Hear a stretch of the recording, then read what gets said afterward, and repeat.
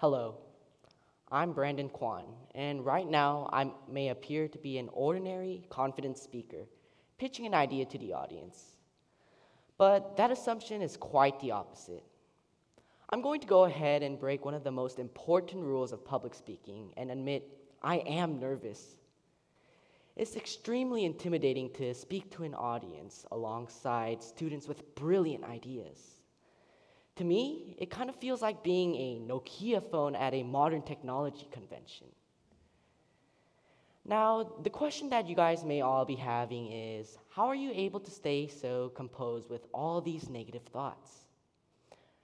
Well, I'm able to stay calm using the same techniques that athletes use when they're under pressure, or surgeons use when they're performing a surgery, which is to control your mind and prevent the anxiety and doubt from reaching you.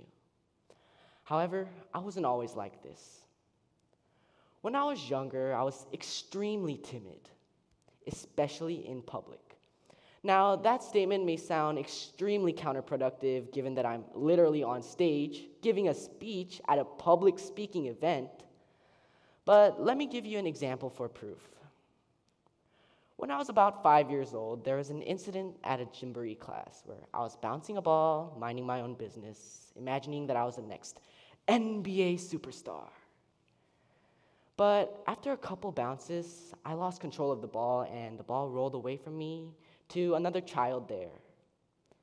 Now, you guys may be thinking, what's the big problem there? I mean, you could simply go and ask for the ball back. But that's exactly the problem. Right when the ball rolled away from me, my timid instincts kicked in, and I ran to my mom and started crying instead of asking for the ball back. And in the end, it was my younger sister who brought the ball back for me. Now, fast forward about 8 years. After a relaxing summer, it was time for me to go back to school. But what made this day more special was that it was my first day of high school. And the moment that I walked past the gates into this school, it felt as if someone pushed me off a plane into the Amazon because all I saw were trees with backpacks on. I mean, seriously, the students here looked like adults. They were nearly 6 feet tall with facial hair and adult-like features. And although I had a group of people that I knew and I had my group of friends, I still felt out of place because they're only a small portion of the thousands of students attending this school. And I began to think, how am I going to survive 4 years at this school?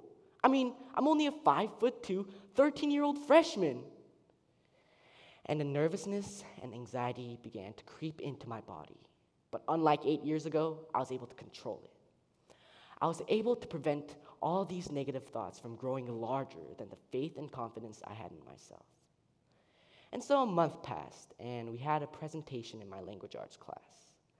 Now, the class probably expected the ordinary, "Hello, class, my presentation will be on this topic." But my presentation was the complete opposite of the expectation because it was as if someone hardwired my vocal cords to sound like a mega boom speaker. Because my presentation sounded more like, "Hello, class, my presentation will be on this topic." At that moment, I was no longer that shy little kid who couldn't even ask for a ball back. During the presentation, I was able to prevent the fear and intimidation that came from my first impressions of this school. I was able to prevent the opinions of my classmates from instilling fear in me. I was able to just get rid of anything that would discourage me, and I didn't let anything discourage me. And for the 2 years that I've been at this school, the manipulation of the mind has allowed me to continue to be successful and continue to work hard. And so controlling my mind has allowed me to overcome my shyness. Controlling my mind has allowed me to make memorable, enjoyable experiences in high school. And controlling my mind allows me to deal with daily difficulties, whether that be large amounts of homework or just a personal problem. And that's the power that you get when you have control over your mind. As my dad once told me, life is a mind game.